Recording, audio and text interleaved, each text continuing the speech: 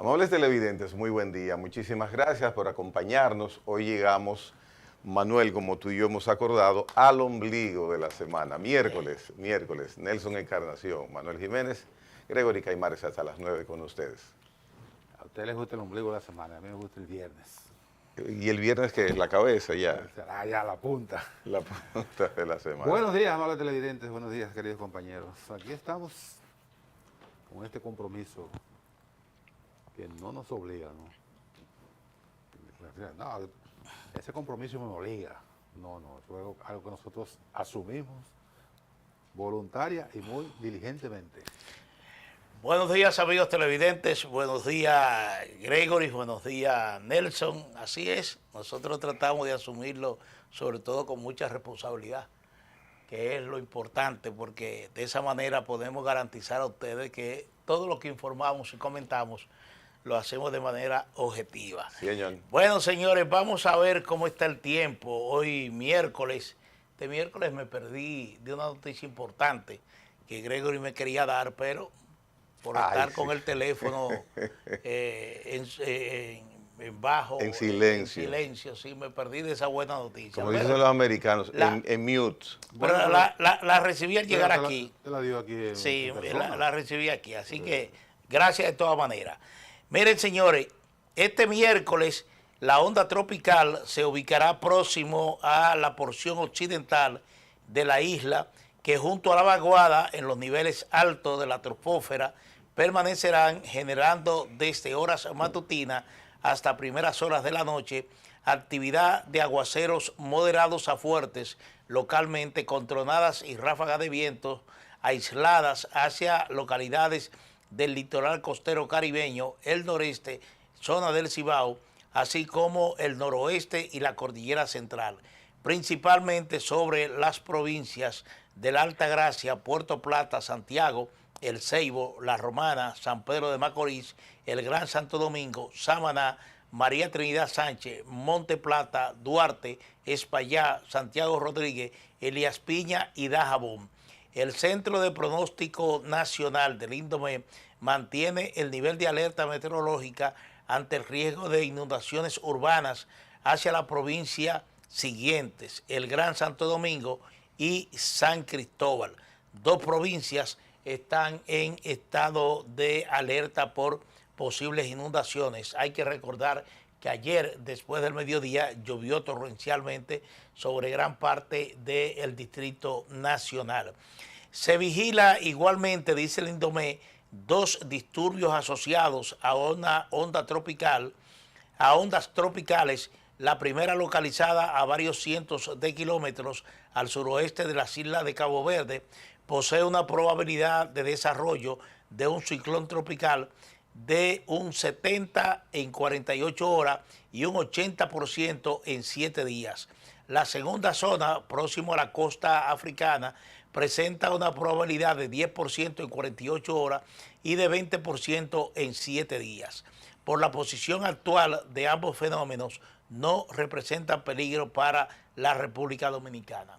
El INDOME también informa sobre otro disturbio, una zona de aguaceros y tormentas eléctricas desorganizadas asociada a vaguada, ubicada al este-noroeste de las Bermudas, a más de 1.200 kilómetros, posee un potencial de 50% para convertirse en ciclón tropical a finales del día de hoy, pero por su posición y desplazamiento no ofrece peligro para la República Dominicana. Pero hay que destacar que la actividad climática está bastante activa en la zona del Atlántico. Así vamos a esperar el desarrollo de estos fenómenos, porque hay uno que tiene posibilidades hasta de un 80% de convertirse en un ciclón tropical para los próximos 7 días.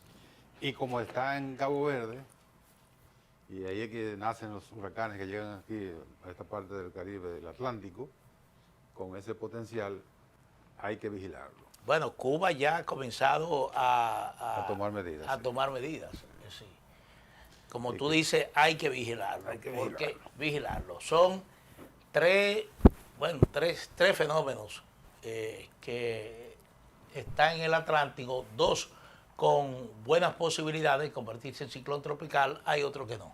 Y estamos a mediados de agosto, lo que significa que tenemos ya 2 meses y medio 2 y medio.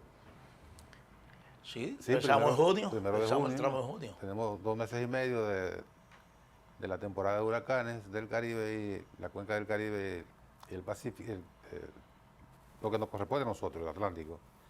Y no se ha formado ningún huracán con ni siquiera una onda tropical. Sí. Con, Como decía, han tomado el Pacífico. han tomado el Pacífico. Así que vigilar porque en cualquier momento se cumple ese calendario de presencia de fenómenos importantes. Y agosto y nuestro septiembre no son buenos meses para nosotros. Y sobre todo septiembre, después el periodo crítico de los huracanes es a partir del 18 de agosto hasta el 30 de septiembre. Ahí han estado todos los huracanes grandes. En ese periodo de... Claro. Todos los grandes huracanes de este país que han azotado esta zona. Incluye ahí David y San Zenón. Bueno, pues San entonces... Zenón el día 3 de septiembre, David el 31 de agosto, Inés el 29 de septiembre, María e Irma el como 15 o 16 de septiembre. Ahí están programados por la naturaleza los fenómenos más cruentos, destructivos, más destructivos. de aquí de la zona. Sí. Pero mire, Gregory, un fenómeno que todo el mundo está interesado, aquí no lo verán, es el eclipse solar. El eclipse solar que ya se está viendo desde este miércoles en una amplia franja de Europa, por ejemplo. Y lo que dice este reporte de la NASA es que un eclipse total se registra este miércoles y recorrerá una extensa franja del hemisferio norte con su fase de totalidad visible principalmente en Groenlandia, Islandia, el norte de Rusia, el Océano Atlántico, España y un pequeño extremo de Portugal. Esto según datos de la NASA. Este fenómeno, uno de los acontecimientos astronómicos más importantes del 2026, ocurre cuando la Luna pasa directamente entre la Tierra y el Sol, proyectando su sombra sobre nuestro planeta.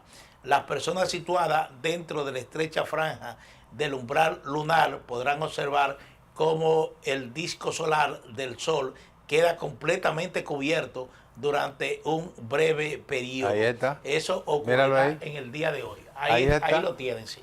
Le deja una esquinita al sol para que pueda reflejar su luz. Sí, y me llama la atención porque en España el organismo que es responsable, por ejemplo, del pronóstico del tiempo, el gemelo del Indomet aquí en República Dominicana, dice que este fenómeno podría incluso influir en los fuegos forestales que están en desarrollo en España. Imagínate. Aquí tuvimos uno que se vio en esta parte geográfica. Aquí se vio un poquito en República Dominicana. En Nueva York se vio bastante, casi completo. Y en Canadá se vio total hace unos 2 años y algo, 3 años. Y ahora toca en Europa. Ellos están, pero por esta parte también ha habido sus eclipses totales. Sí, Claro. qué sé yo. Claro. Bueno, lo que están alertando es la gente que por curiosidad quiere ver estos eclipses, lo están advirtiendo de la consecuencia probable que esto puede tener, sobre todo en la visión. Siempre se ha aconsejado que no mire ese Imposible. fenómeno directamente. No. ¿Cómo hacíamos cuando jovenzuelos, cuando muchachos, para mirarlo? Con una botella. ¿Y con qué más? Con un plástico. Con las radiografías de los hospitales. Exacto, sí. Y con eso, a mí me tocó una o dos ocasiones. Había gente que también utilizaba, ¿cómo que se llama? El papelito ese que venía en los cigarrillos. Pero ese es Sí, reflectivo. un aluminio. Sí. Ese Papel reflectivo. lumínico parece reflectivo. Pero no había ningún criterio. Ahora, las radiografías, como uno le decía, Sí, pero... con las radiografías uno lo cogía. Ahí. Pero en Oviedo no había radiografía. Sí, la parte esta... No había, te estoy diciendo. Señor, pero yo tengo como 2 meses menos de edad que usted y yo como muchacho. En Oviedo no había radiografía. Ahora sí hablaste. En Oviedo. Pero Gaspar Hernández es una ciudad avanzada. Una avanzada no, que está cerca de Puerto Plata. Sí. Bueno. Pero bueno, que disfruten los europeos en esa parte. Lo veíamos con botella.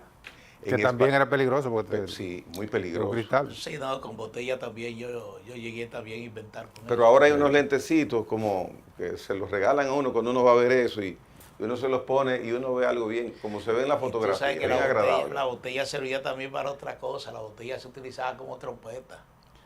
Ah, claro. Sí, se iba la luz, una latica de pintura, 2 cacos de botella con un plástico en el medio. No, pues nosotros tenemos un convito de casco de botella. Sí, y Yo era el entonces, cantante. Ahí está. Ay, Dios mío. Ahí Ay, Dios estaba el mío. combo armado. En una esquinita Bueno. ahí mientras llegaba la luz. Miren, quiero hacer un comentario. Ahí están los lentes. De una, que se sí, mira recomiendan. los lentes, sí, mira los lentes.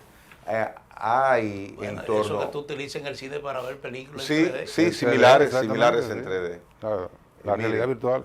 Ayer leí, y está aquí, hasta lo tengo aquí, en torno a Jean Alain Rodríguez. Hay personas que su comportamiento o su forma de ser, su característica personal, no deja que lo ayuden, y ni las circunstancias. Por ejemplo, y lo digo en el caso del señor Rodríguez, él tiene un caso que técnicamente, y tú mencionas mucho el perimir de los casos en la justicia, tiene un caso en extinción. El Ministerio Público se ha opuesto, ha buscado, pero técnicamente el caso de Jean Alain Rodríguez está extinguido en la práctica y no ha sido todavía ratificado de que se extinguió. Entonces, teniendo esas circunstancias, muchas personas pueden pensar que contra él hay una acción no visible que se mueve y se mantiene para tenerlo frente a un tribunal aún sin empezar un juicio de fondo. O sea, hay sectores que lo victimizan, que lo ven como una víctima. Sin embargo, su comportamiento y su accionar, pienso que es reiterado. No le ayuda. No, con algo que ayer expresó. En la historia judicial reciente queda el episodio no agradable del señor Rodríguez dirigiéndose de manera no adecuada a la doctora Miriam Germán. Un caso que todos los que hablamos en comunicación conocemos y miles de personas conocen. Un caso que se recuerda como no agradable, propiciado por él, sin necesidad. En este momento que él está en una parte donde puede ser beneficiado por la opinión pública, es visitante a una entrevista y al medio de comunicación le relata lo siguiente, que Miriam Germán, siendo jueza de la Suprema Corte de Justicia, lo visitó en su despacho siendo el procurador y que sencillamente le pidió que incidiera para que la mantuvieran en el cargo de jueza. Bueno, se le cree, señor, vamos a respetarse lo que usted ha dicho, pero empieza a dar detalles y el detalle es lo que como que, no sé, como que duele. Y mira, no he tratado nunca a la doctora Germán, pero bueno, dice el señor Rodríguez que ella le manifestó que incidiera para que ella continuara en la Suprema y que él le dice, mira, yo no puedo hacer eso por ti. O sea, primero la tutea. El doctor Rodríguez. Sí. Porque si vamos a tratar a darle la dignidad del cargo en el momento. Entonces vamos a dar también el título de Jean Alain Rodríguez. Sí, entonces le dice él, mira. El mismo tratamiento, ¿verdad? Le dice el doctor Rodríguez, mira, yo no puedo hacer eso por ti, porque contigo, y voy a leer, a textualizar lo que él dijo en la entrevista, contigo, tuteándola, y lo dice él, que la tuteó. Sí, porque fue así. Pero hasta por la edad. A mí me enseñaron en mi casa, mire, la gente mayor, usted le dice usted. Pero bueno, contigo hay un sinnúmero de temas. No deberías exponerte, porque si te expones, vas a ser cuestionada por estas situaciones. le dice el doctor Rodríguez a la jueza Miriam Germán en ese momento.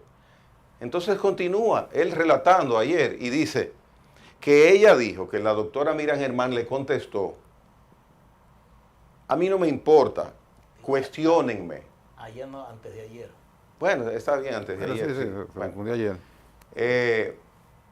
entonces, yo no tengo que entender al doctor Rodríguez. Yo estoy en el medio con él. Ni siento así, ni siento así. Y estoy en el medio con él y lo respeto. Ahora, ¿por qué casi reeditar un estilo de comportamiento, en este caso respecto a la doctora Miriam Germán? Traer eso a colación, hacer ese relato y le dice al medio, estoy dando una primicia, y de esa manera, no entiendo qué produce que el doctor Jan Alain Rodríguez haga esto. Por eso digo, no se deja ayudar. Por demás, estoy seguro que hay muchas personas que dirían, no creo eso, no creo ese relato. Hay personas que dirían y aseverarían eso. Y ponerme en el caso particular mío, a imaginarme a la doctora Germán, señor Rodríguez, señor procurador, por favor, ayude a que yo continúe siendo jueza de la Suprema. Ella sentada frente a él. Bueno, es extraño en mi mente que yo pueda asimilar eso y decirle luego, bueno, cuestiónenme, no importa, que me van a cuestionar, procurador. No importa que me cuestionen, pero yo quiero ser jueza una vez más. Hago este relato sin opinión adicional, pero es como ver y leer un trago amargo de un producto medicinal, y no medicinal porque la medicina ayuda, pero es un trago amargo de alguna bebida, que siento esto en mi paladar cuando leí eso por parte del doctor Jan Alain Rodríguez. Bueno, el episodio que tú estás narrando, que tú estás recreando porque lo narró el ex Procurador General de la República, es un episodio que ocurrió en el año 2019, 18-19. En ese momento él era miembro del Consejo Nacional de la Magistratura en su condición de Procurador General de la República, una condición que cesó a partir de la recomposición del Consejo, que ya el Procurador no es miembro del Consejo. Entonces yo quiero asumir que lo que la doctora Germán, presidenta de la segunda sala de la Suprema Corte, la segunda sala penal de la Suprema Corte de Justicia en ese momento, fue a plantearle, creo que se lo planteó a uno o a dos, a él en particular, pero creo que se lo planteó a dos más de los miembros del Consejo, particularmente a los dos jueces de la Suprema Corte de Justicia en ese momento, que eran miembros del Consejo Nacional de la Magistratura. Se lo planteó, porque creo que ella lo dijo en algún momento, se lo dijo públicamente o lo comentó en un grupo de amigos. Lo que ella le plantea a Jan Alain Rodríguez y lo que le dice, no me importa que me cuestionen, es porque lo que le iban a cuestionar, que luego aflora en el seno del Consejo, en la audiencia del Consejo, era una cuestión que ella no tenía por qué arrepentirse. Y recreo, porque fue en el 19, han pasado 7 años, y es posible que mucha gente lo haya olvidado, y yo recreo el caso que generó una reacción negativa hacia el procurador en ese momento, porque a quien cuestionaron fue una persona con una hoja de vida bastante conocida y muy transparente, y lo que aflora en que fue el único miembro del Consejo que se abocó a ese cuestionamiento por esa dirección. Los otros miembros hicieron unas preguntas normales, pero lo que él le advierte a la magistrada Germán, que ella tiene situaciones que, no se puede exponer, es por un caso que lo que hizo fue que le generó repulsa a Jean Alain y mayor apoyo a Miriam Germán. ¿A qué nos referimos? Él la cuestionó por un apartamento, una vivienda que tiene a nombre de su hijo. Y la doctora Germán explica la razón de por qué ese apartamento está a nombre de su hijo. Y la razón es que su hijo es una persona especial. Y ella le pone el apartamento, que no es una torre en Anacaona. Apartamento normal, modesto, inclusive. Un poquito menos que modesto. Ah, ya ves. Lo pone a nombre de su hijo para protegerlo. Y cuando ella explica eso, todo el que escuchó y vio el cuestionamiento, lo que hizo fue que se inclinó a favor, en términos de emocionales, a favor de Miriam Germán.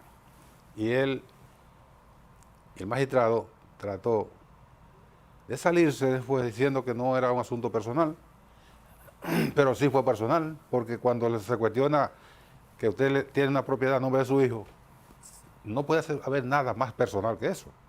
Entonces, evidentemente, que no pudo salirse de ese embrollo en que él mismo se metió.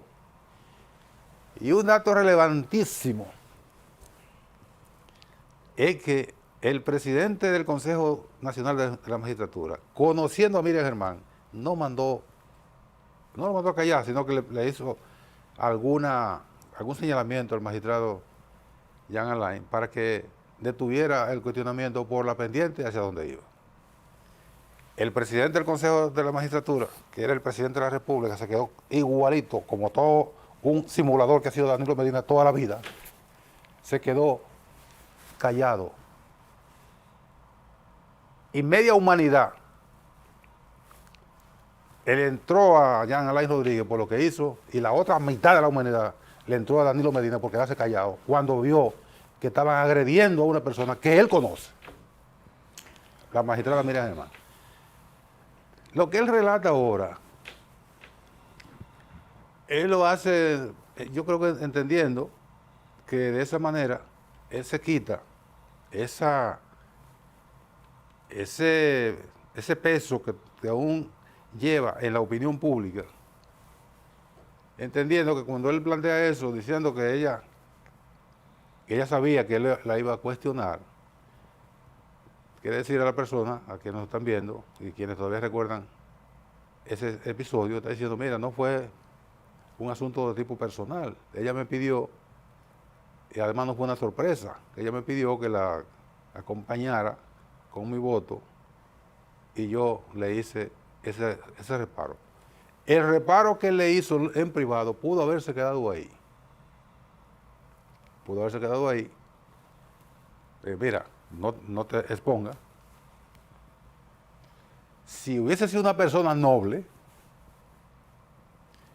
le dice, mira Miriam, no te exponga. Ahora, de mi parte, yo no voy a votar por ti. Exactamente. Por lo que yo te puedo cuestionar. Pero te prometo que yo no lo voy a exponer en el Consejo de la Magistratura de manera pública. Entonces, con recrear ese episodio, yo creo que a él no le quita aquella mala voluntad que se generó, que él trató de explicarlo después, y lo que hizo fue que se redó más en la pata de los caballos. No le quita esa mala voluntad que se generó a partir de ese episodio. Ahora, lo que yo no veo es la conexión, y ahí quiero ser un poquito indulgente o un poquito razonable o ¿cómo se dice? O equilibrado. Ni aquella situación que él generó en el Consejo de la Magistratura, ni lo que él relata, no creo que haya por qué conectarlo con el hecho real, que dice mucha gente que sabe de eso. Nosotros repetimos aquí lo que oímos de personas que conocen la materia. Eso no debe conectar con el hecho cierto de que su proceso tiene 6 años. Exacto. Eso no debe invalidar la opinión o la decisión que tengan los jueces, o las juezas, creo que son 3 mujeres que dirigen ese tribunal, que tengan de manera técnica de un proceso que tiene 6 años y que todavía no ha llegado a juicio de fondo. Sí. Eso es lo que...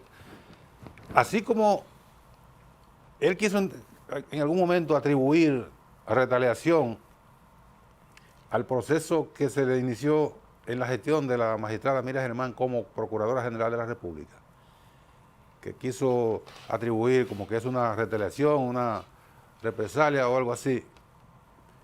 Él conociendo a Miriam Germán, los jueces son humanos, obviamente, pero los jueces se cuidan mucho de no transmitir sus emociones en un juicio que conozcan. Y Miriam Germán, de la Procuraduría General de la República, no actuaba ni por retaliación, porque Miriam es una mujer que ha sido toda la vida juez. Y el juez se despoja de toda emoción, de cariño, de odio, de venganza, nada. El juez cuando está sentado ahí, lo que ve son pruebas.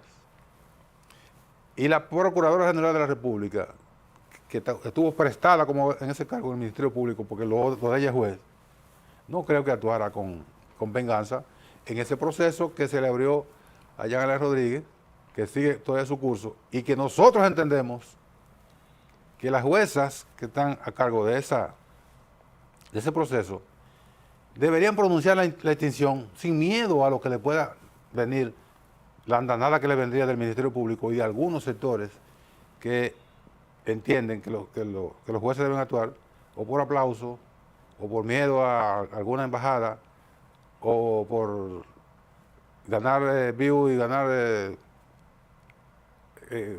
seguimiento en las redes. Y reitero que los jueces tienen que actuar en base a lo que establecen el ordenamiento jurídico y fuera de las emociones, de los miedos, del cariño, del odio y de nada de eso. Miren, yo no voy a abundar en los antecedentes de este caso porque de alguna manera ustedes ya lo han expuesto. Pero aquí hay 2 situaciones que al parecer tienen una conexión, si no directa, por lo menos circunstancial. ¿A qué me refiero? La actitud de Jean Alain Rodríguez, el entonces Procurador General de la República, contra la jueza de la Suprema Corte de Justicia, Miriam Germán, en ese entonces, tiene su origen en unas declaraciones que ofreció Miriam Germán, estableciendo su criterio sobre el expediente que se había presentado contra las personas acusadas presuntamente de recibir sobornos de la compañía brasileña Odebrecht. El comentario que hizo Miriam Germán en esa ocasión, recuerden ustedes que la Procuraduría General de la República hizo un gran aparataje deteniendo a estas personas, pero además convocó a una rueda de prensa para dar detalles, con lujo de detalles, todas las pruebas que alegadamente había recopilado en contra de esas personas que estaban siendo inculpadas. Y en ese entonces la magistrada Miriam Germán ofreció unas declaraciones que posteriormente se convirtieron en sentencia, porque así ocurrió. Ella dijo que ese expediente no estaba debidamente sustentado y que carecía de pruebas suficientes para que esa persona, en un juicio oral, público y contradictorio, como se decía siempre antes, pudiesen haber sido condenadas. ¿Qué pasó? Bueno, exactamente lo que dijo Miriam Germán. Todos los inculpados de ese caso posteriormente fueron absueltos por falta de pruebas. Eso pasó. Se intentó en dos de los acusados de alguna manera de construir algún tipo de elementos que pudiesen mantener el caso, pero esos elementos ya cuando llegaron a la Suprema Corte de Justicia sencillamente se echaron por el suelo, es decir, no tuvieron ningún sustento y a la Suprema Corte de Justicia no le quedó otro remedio que absorber a esa persona. Ahí estuvo el Entonces, origen. Jean Alain Rodríguez, y hay que decirlo con responsabilidad, le guardaba esa a Miriam Germán. El ejercicio que hizo Miriam Germán de acudir al despacho del entonces Procurador General de la República, y tú dices que habló con otras 2 personas que también eran miembros del Consejo Nacional de la Magistratura, es completamente legítimo. Es legítimo. Aquí, cuando se está aspirando a un cargo por elección o por selección de un órgano colegiado, como es el caso del Consejo Nacional de la Magistratura, y más si tú no sientes que tiene el apoyo político determinante, que repito, es determinante para usted ocupar una posición en una de las altas cortes, entonces es legítimo que usted se acerque a personas que de alguna manera usted entiende que pueden darle un respaldo. Posiblemente ella no tomó en cuenta que Jean Alain Rodríguez en ese momento le estaba guardando ese pronunciamiento, porque fue un pronunciamiento que caló en un caso muy sonado, que caló y que de alguna manera desmeritaba la investigación que había hecho el Ministerio Público. Pero ella, como juez, como abogada, emitió un criterio, vuelvo y repito, que al final se dio como ella precisamente lo vaticinó. Un dato para que tú sigas. Ella dijo, con esto que está aquí, no hay caso. Exactamente. Así concretamente. Esa frase fue famosa. Con esto que está aquí, no hay caso. Y entonces ahí nace esa inquina, porque hay que hablarlo así, esa inquina de Jean Alain Rodríguez contra Miriam Germán. El resto es historia. La sociedad dominicana, ya tú lo has expuesto, de alguna manera cuestionó y condenó ese comportamiento del entonces Procurador General de la República. Lo cuestionó de tal manera que eso incluso influyó en esa pérdida de popularidad que el Partido de la Liberación Dominicana fue acumulando desde entonces y que se desembocó en varias manifestaciones y marchas y que finalmente el pueblo se expresó en las elecciones del año 2020. Por lo que dice Nelson, la omisión, el mutismo del presidente de ese entonces y presidente del Consejo Nacional de la Magistratura, Danilo Medina, ante la afrenta, ante el avasallamiento que a Rodríguez se le hacía a la señora Germán, y él ahí siendo el superior 2 veces del señor Rodríguez, guarda la voz y no dice nada, por eso también. Entonces yo digo que aquí al parecer hay 2 situaciones que se conectan, aunque no sea de manera directa, pero sí circunstancial. ¿A qué me refiero? A lo que me refiero es de que obviamente ese comportamiento de Jean Alain Rodríguez se le estuvo guardando porque ustedes nos refieren que en ese mismo programa de radio donde él participó, él habló de que al día siguiente de que él presentara ese espectáculo en el Consejo Nacional de la Magistratura, el entonces candidato presidencial de la oposición, el actual presidente de la República, Luis Abinader, publicó varios tweets donde señalaba que ese comportamiento de Jean Alain Rodríguez iba a tener consecuencias nacionales e internacionales. Él lo interpretó como una sentencia en su contra y dice que de manera efectiva su caso, la situación que él enfrenta, ha tenido consecuencias nacionales e internacionales.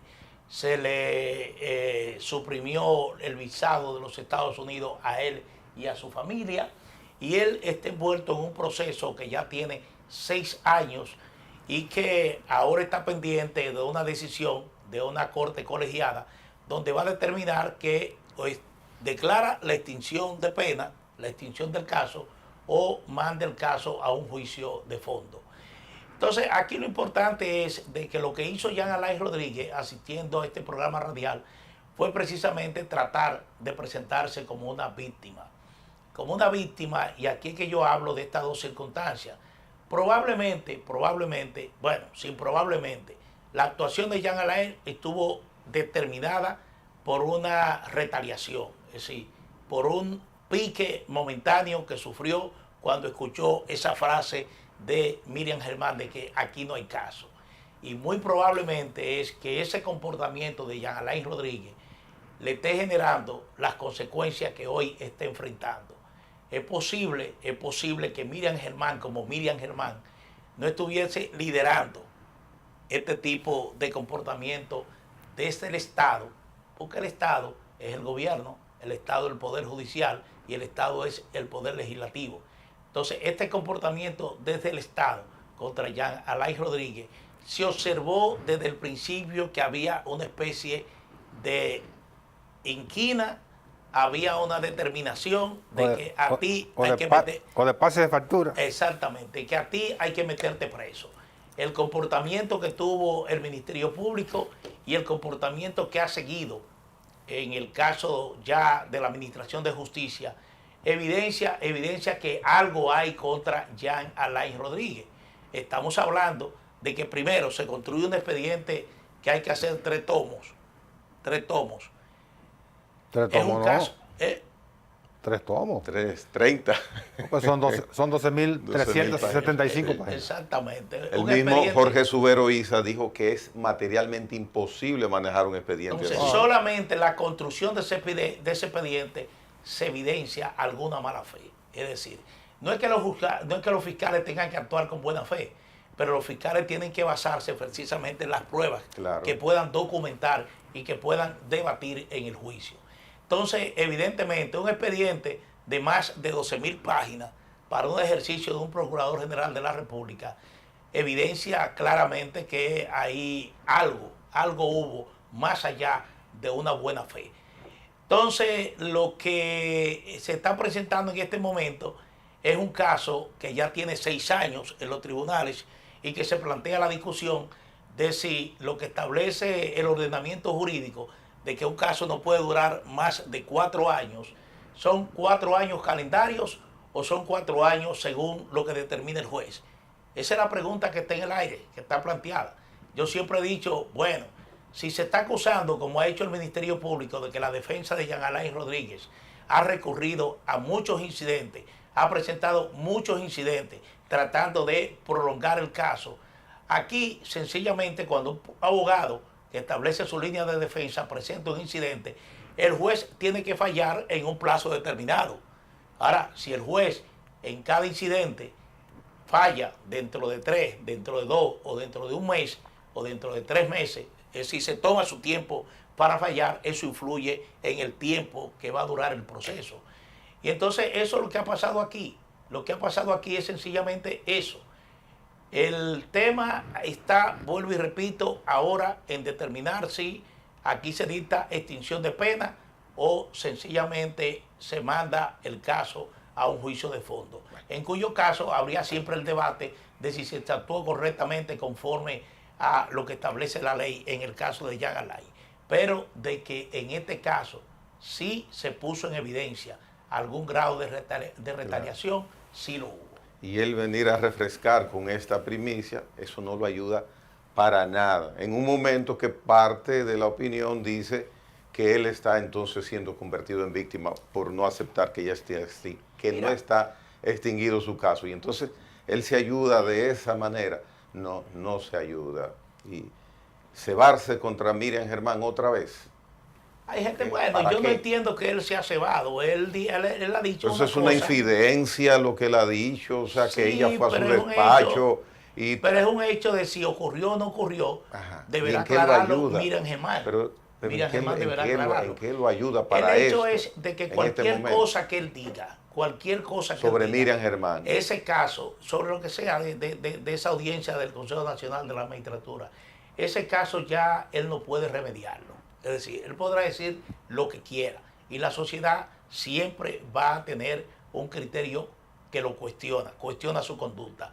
Y precisamente por esa animadversión que se generó con una parte importante de la sociedad, es que su caso no ha tenido el respaldo que se pues necesita. entonces se desayuda mencionando de esa manera hoy a Miriam Germán de nuevo. Pero se bueno, desayuda. yo quiero... Eso es verdad. Yo quisiera desconectar una cosa de la otra, como dije en el comentario. Sí, porque hay que desconectarla. Sí, porque lo de él, en ese momento yo también lo critiqué. Después me envió un emisario que ya falleció. No voy a decir el nombre porque él no puede defenderse, o sea, no puede rebatirlo. Para que yo bajara la opinión que tenía, y yo le dije, bueno, esto no es personal, esto fue una opinión. Y en algún momento yo incluso comenté favorablemente a Jean Alain Rodríguez, Pero quiero decir que no quiero ver ninguna conexión y no quiero expresar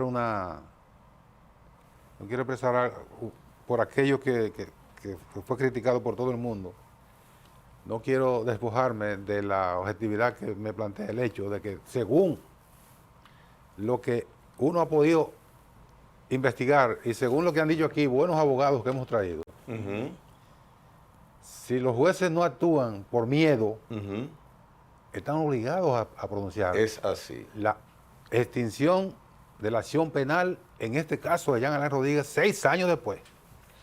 No, porque si no lo hacen, escúchame, Manuel, si no lo hacen, lo que le están mandando a todo el sistema de justicia, mire, usted puede hacer lo que le dé la gana, porque el Código Procesal Penal nos plantea a nosotros los jueces 4 años como máximo para fallar un caso, pero nosotros decidimos que continuara este proceso 6 años después.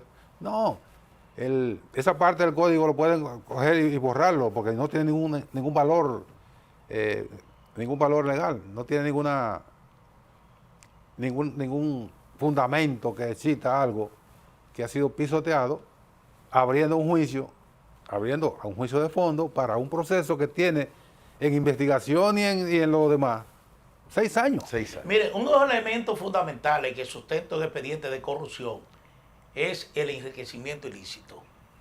Esa es la parte donde siempre el Ministerio Público trata de ahondar en investigaciones, presentar pruebas. Mire, usted en tal año tenía una fortuna de tanto y resulta que ahora... Y el lavado de activos, que es lo más duro. Sí, sí, porque el lavado de activos siempre determina en un enriquecimiento. Está conectado por el enriquecimiento. Con el enriquecimiento. Y por eso digo que es un elemento fundamental en una investigación por corrupción, siempre el elemento que busca es el enriquecimiento ilícito, producto de las irregularidades que se han cometido.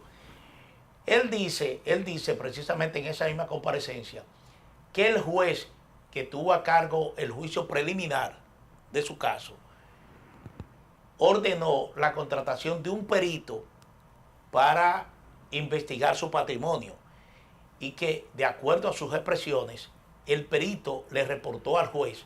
No fue un perito contratado por él a través de sus abogados de defensa, ni contratado por el Ministerio Público. Ordenó el juez que se contratara. Y ese perito estableció, de acuerdo a lo que dijo Jean Alain Rodríguez, que todos sus bienes son de lícita procedencia. Entonces, ese es un elemento central que debe tomarse en cuenta en el curso del proceso, porque si usted no me demuestra que yo me he enriquecido ilícitamente, de manera fraudulenta, entonces ya ahí la acusación por corrupción está presentando un reto bastante grave. Jean Alain Rodríguez, cuando llega a la Procuraduría General de la República, que venía procedente del Centro de Exportación e Inversión, CIRD, hoy en ese momento. Hoy Pro Dominicana, en su origen CEDOPEX, sí, CEDOPEX, donde yo trabajé. Centro Dominicano de las Exportaciones. Sí. Centro Dominicano de Promoción de las Exportaciones. De promoción de las exportaciones. Donde yo trabajé un par de años. Y luego le cambiaron el nombre, etcétera. Ahora es Pro Dominicana. Y que aquí no hay nada que no haya creado Balaguer. ¡Viva Balaguer! Ya me dañaste el comentario. él tenía, no era muy conocido, es un organismo muy técnico. Pero tenía un ejercicio profesional bastante... no era conocido, popularmente no era conocido. A él se lo conoce más cuando llega a la Procuraduría General de la República. Pero lo que yo quiero decir es que Jean Alain Rodríguez como abogado era miembro de la oficina de abogados, una de las oficinas de abogados de más éxito en términos corporativos, que era la del difunto Luis Heredia Bonetti. Ah, sí. Kaplan, Becky y Heredia Bonetti. De las oficinas de asesoría, de preparación de informes técnicos más prestigiosas de la República Dominicana. Eso es verdad. Y lo digo con mucha justeza y lo digo con mucho conocimiento porque don Luis me dio un buen trato a mí. Un caballero. Tremenda persona. Gentleman. Don Luis, un gentleman. Sí, es así. Y Jean Alain Rodríguez era miembro de esa oficina. Sí, De hecho, la declaración... Pero no miembro... Él lo dijo en la... Pero no un miembro de llevar papeles, no, un miembro fundamental. Yo ¿Él lo dijo en la recuerdo- entrevista? Sí, él lo dijo. Bueno. Yo recuerdo una declaración jurada de Jean Alain Rodríguez de una gran cantidad de recursos en su momento, cuando ni se soñaba que él podía ser procurador, que venía del sector privado Cuando asumió precisamente. el cargo de director del CIRD. Tenía una declaración jurada ostentosa, Sí. llegada y venida del sector privado, como tú mencionas, Claro. del ejercicio profesional del derecho. Sí. Entonces aquí hay elementos que conducen a que aquí no se actuó de todo modo pensando en Dios, sí, pensando en las buenas acciones. Bien. Bueno, señores, hacemos pausa en breves momentos. Retornamos. En breve volvemos. En la mañana con Teleimpacto.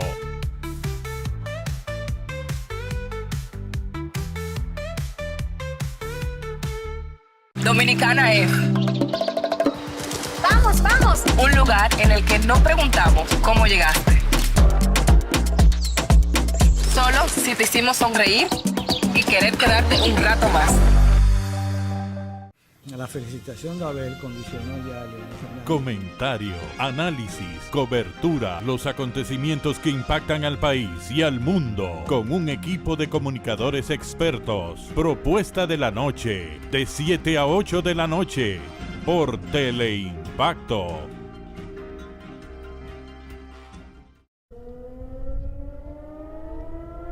Las sirenas antiaéreas son parte de la vida cotidiana de... DW en español. Si bien recibieron Plasmando hechos, fomentamos el entendimiento entre las culturas y los pueblos, con horario de 11:30 de la mañana a 12 del mediodía y de 9 a 9:30 de la noche. DW en español, por Teleimpacto 52. Danilo Medina podrá alegar que las visitas sorpresa, 60 o 60 mil millones de dólares, Periodismo objetivo. el gobierno, el presidente... De lunes a viernes, de 6 a 7 de la noche, al final de la tarde, con Manuel Fermín.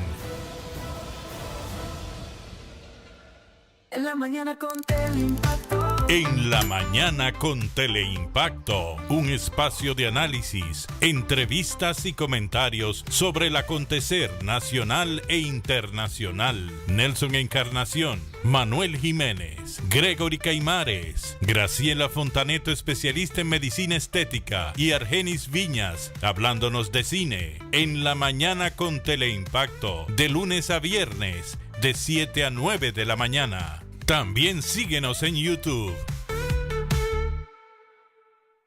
Saludos, amigos y amigas de La Respuesta.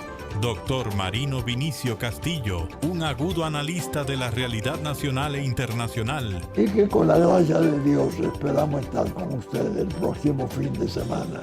Gladiador de la palabra que ha librado todas las batallas de la vida, íntegro en el aspecto moral, con profundas convicciones y una arraigada fe cristiana. La Respuesta con el doctor Marino Vinicio Castillo, todos los domingos de 12 a 1 de la tarde, a las 3 de la tarde y 9 de la noche, por Teleimpacto.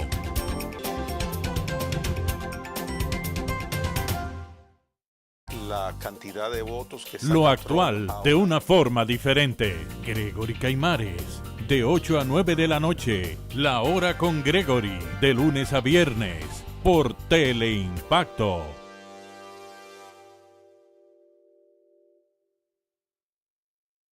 La felicitación de Abel condicionó ya a Leonel Fernández. Comentario, análisis, cobertura, los acontecimientos que impactan al país y al mundo, con un equipo de comunicadores expertos. Propuesta de la noche, de 7 a 8 de la noche, por Teleimpacto.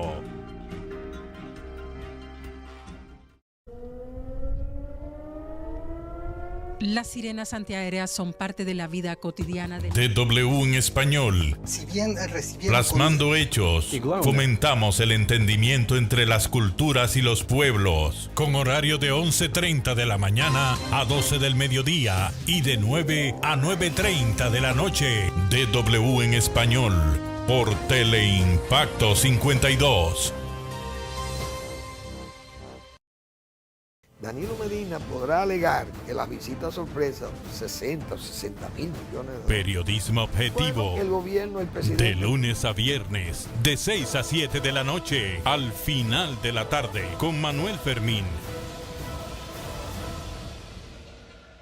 En la mañana con Teleimpacto. En la mañana con Teleimpacto, un espacio de análisis, entrevistas y comentarios sobre el acontecer nacional e internacional. Nelson Encarnación, Manuel Jiménez, Gregory Caimares, Graciela Fontaneto, especialista en medicina estética, y Argenis Viñas, hablándonos de cine. En la mañana con Teleimpacto, de lunes a viernes, de 7 a 9 de la mañana. También síguenos en YouTube. La felicitación de Abel condicionó ya a Leonel Fernández. Comentario, análisis, cobertura, los acontecimientos que impactan al país y al mundo, con un equipo de comunicadores expertos. Propuesta de la noche, de 7 a 8 de la noche, por Teleimpacto.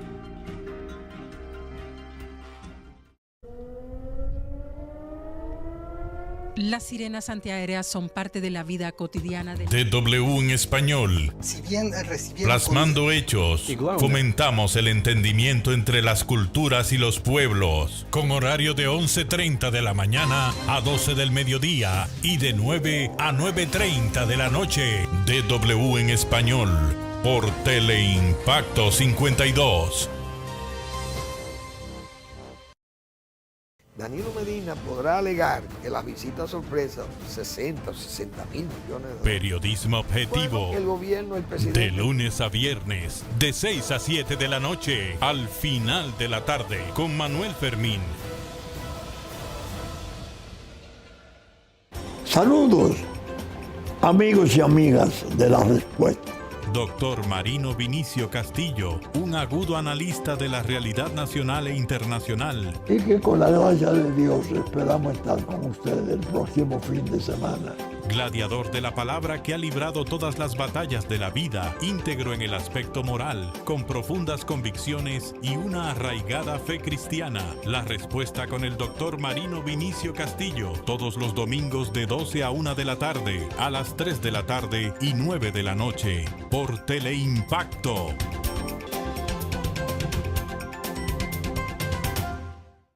Para la República Dominicana. Mucha gente no sabe eso. Bueno, Geopolítica, con Nelson Encarnación. En el Consejo de Seguridad de Naciones Unidas, ningún esfuerzo va a tener resultado positivo. Una visión completa y objetiva. El que ellos acusan que China está controlando el canal de Panamá. Respecto de estos casos de migración, de abejas. Domingos, de 11 de la mañana a 12 del mediodía. Geopolítica, por Teleimpacto.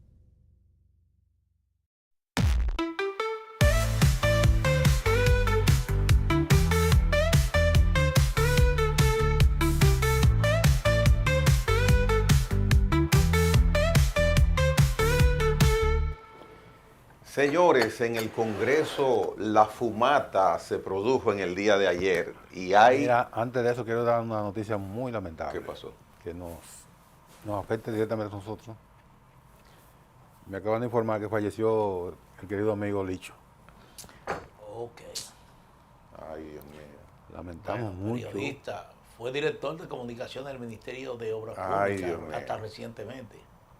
Hace un par de semanas me dijo Daniel García Archibar que el Licho estaba muy mal, estaba en Sedimá,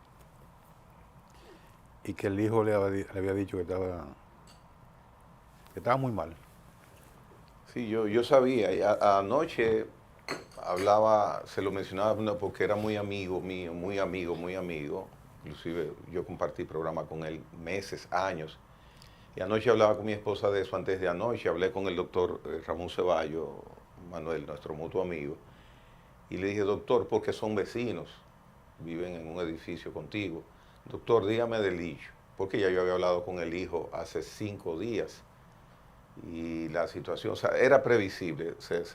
Yo conocía totalmente la situación clínica del Licho y era irremediable. Digo al doctor Ceballos antes de anoche, ojalá que las oraciones nuestras ayuden. La situación, voy a decir algo personal, la situación del Licho, claro, Dios dispone como nos pasa, que nos pasa a cada quien en la vida, pero Licho entregó su vida a la política y a los políticos. Licho no pensaba, Licho solamente pensaba en resolver situaciones dentro de la política, porque era comunitario, y Licho no se cuidaba. Yo le peleaba mucho, literalmente peleando, pero éramos amigos de tener confianza, y con radicalidad le peleaba, no se cuidaba, porque él solamente pensaba en lo que tenía que hacer para el otro y para los otros en el mundo de la política. Sí. Y más ahora que su partido estuvo en el gobierno desde 6 años. Y él prefirió se olvidaba cuidarse, lamentablemente, y mira lo que tú dices ahora. También hay que orar en este caso hay que orar a ver si pueden llegar las oraciones de otro buen amigo y también comunicador, que está en una situación muy delicada, Luis Martín Gómez. Luis Martín. Fue intervenido quirúrgicamente y está en intensivo. Según me dijeron anoche, no está bien, por eso digo que hay que orar a ver si las oraciones llegan. Estas 2 informaciones muy lamentables que estamos dando aquí. Sí, en el caso de Luis Martín, por varios años responsable de la comunicación del Banco Central de la República. Sí, sí, desde 2004 hasta... Él salió en el 2022, salió decidió dedicarse a la literatura y está en esa condición de salud bastante complicada. Bueno, pues vayan mis sinceros lamento, mi más sincera solidaridad con los familiares y los hijos de Licho. La verdad es que apena mucho este fallecimiento y orar, como tú dices, por la salud de Luis Martín Gómez. Bueno. Así es la vida. Continúen, vamos.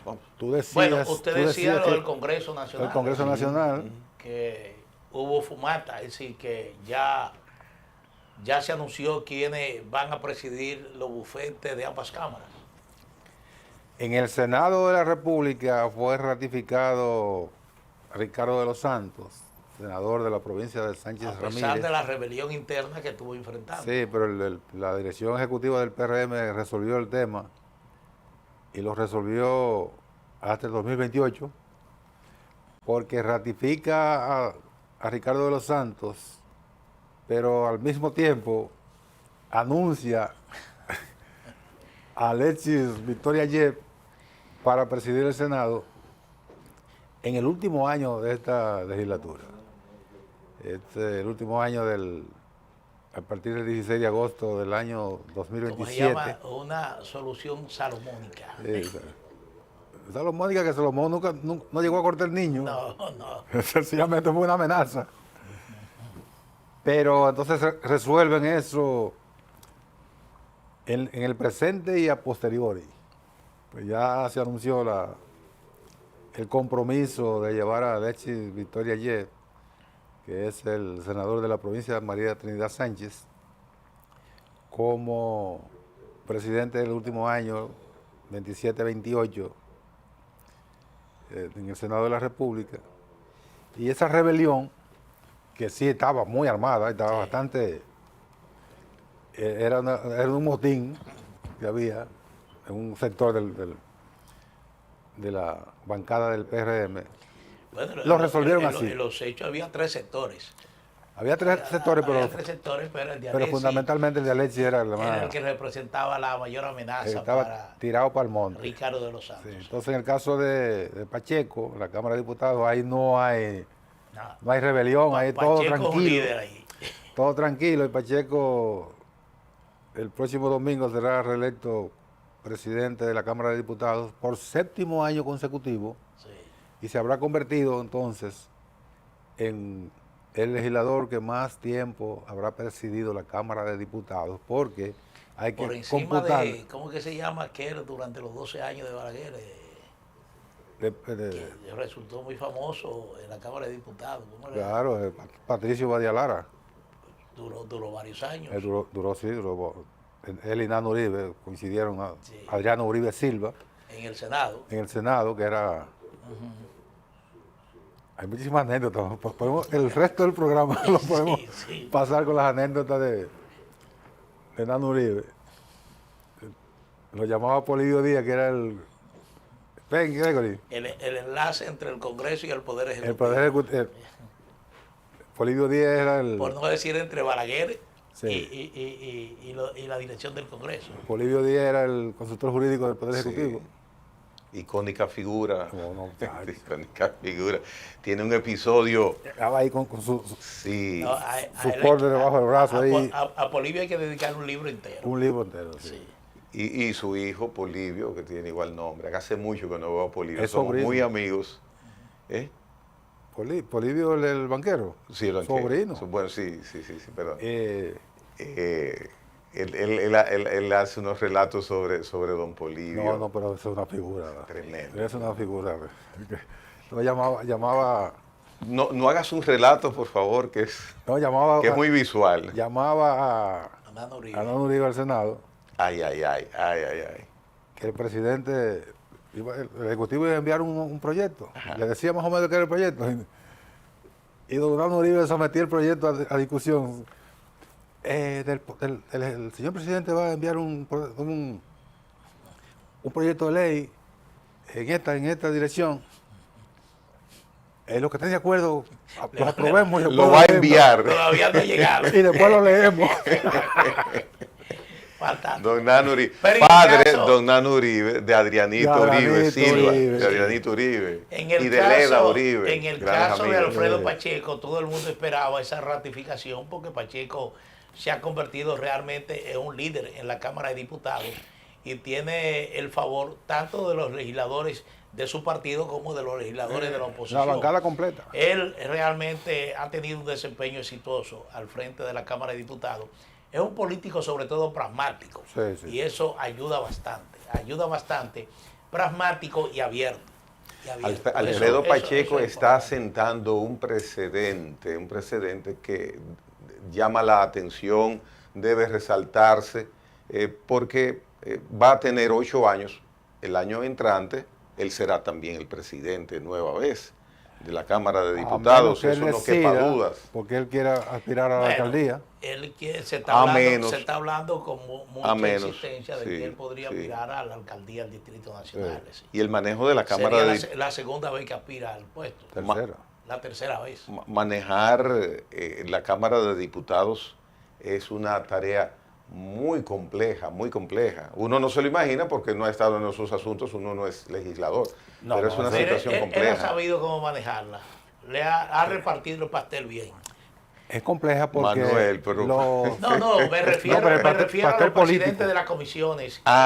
El pastel político, no estoy hablando de otro pastel. La complejidad de la Cámara de Diputados. Muchacho.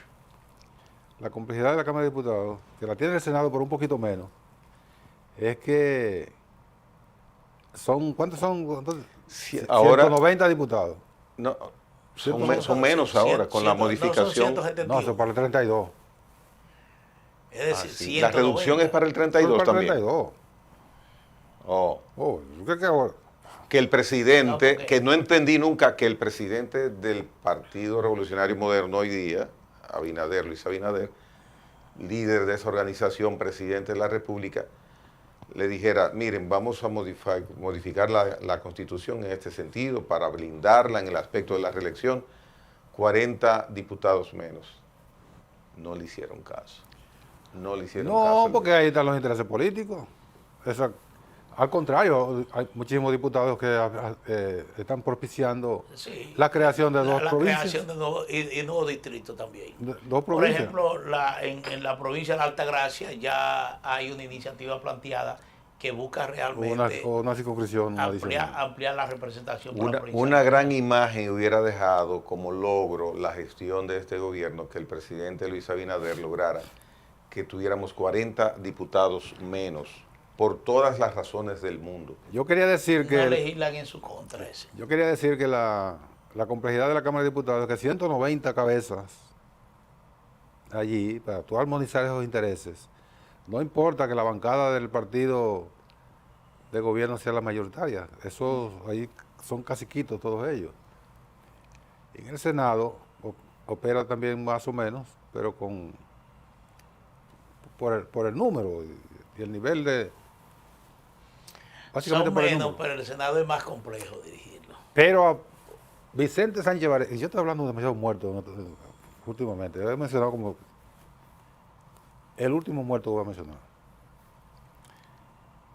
Vicente Sánchez Varela, que era senador de Cotuí, yo era el director de comunicaciones y asistente del presidente del Senado, mi gran amigo Florentino Carvajal Suero. Y entra Vicente, él siempre iba a la oficina mía. Y entra, y estamos hablando ahí, me dice, mira Nelson, tú ves todos estos senadores, algunos que se hacen los pendejitos. Mira, para llegar aquí hay que ser un tiburón. Porque primero tú tienes que ganar internamente el partido. Y luego fajarte con el contrario. Todo lo que tú ves ahí, se traga una iguana al revés. y me lo estaba diciendo alguien del calibre de Vicente, que en paz descanse. Bueno, así es. Miren, señores, en Colombia han surgido contradicciones entre el gobierno central y los responsables de departamentos que han sido afectados por el terremoto de 7.4 que afectó ya hace 3 días, ¿verdad?, a ese país suramericano. Hay cifras que se contraponen con las que ofrece la presidencia de la República y, como dije, los responsables de varias demarcaciones. Hasta el día de ayer, el presidente Abelardo de la Espriella estaba informando de 181 personas fallecidas y 2.595 personas heridas y de 195 desaparecidas. Él ofreció estas informaciones mientras estaba visitando a Pereira, que es uno de los lugares más cruelmente afectados por este terremoto, donde se está concentrando prácticamente el mayor número de víctimas y edificios colapsados. Él hizo una visita a esa zona. Cali también. Ahí tuvo el epicentro. Sí, pero hay otras informaciones que provienen precisamente de esa zona, de esas áreas, de responsables de esos departamentos, que están hablando de que el número de muertos asciende a 240 cuando se hace una consolidación de las víctimas en la capital, en Bogotá, con las otras regiones afectadas. Pero un despacho de la agencia Reuters, que hace también una recopilación de las informaciones que están pendientes, porque está hablando de 254 muertos. Es el cálculo que hace la agencia Reuters. Dice que ahí están incluidos 101 muertos en Pereira, 95 y 95 en Cali. Y aunque las autoridades colombianas advirtieron que la disparidad puede obedecer a retraso en la verificación, duplicidad de registros y dificultades para recopilar informaciones en zonas rurales. Lo importante ahora es de que se está trabajando de manera acelerada en el retiro de los escombros en edificios colapsados, porque en la medida que se avance en ese trabajo, se va a permitir establecer ya de manera oficial y concreta el número de fallecidos, el número de heridos. Se está hablando de una cantidad de personas desaparecidas hasta ahora que no llega al centenar, pero igualmente esto puede de alguna manera impactar lo que son las cifras finales. En el caso, por ejemplo, de viviendas, dice el presidente de la Espriella que hay 1.136 viviendas colapsadas afectadas por el sismo. Hay 48 edificios que colapsaron totalmente y hay daños en 8.357 casas. También resultaron afectados 800 centros educativos, 85 instalaciones sanitarias y al menos 74 carreteras. Esto es lo que está informando el presidente de la Espriella. Miren, hay un video que está circulando en redes sociales que verdaderamente es muy dramático, donde se ve cómo un colegio comienza a colapsar, es decir, por parte. Comienza a oscilar ya pues. Exactamente, comienza a colapsar y en ese colegio hay alumnas y alumnos.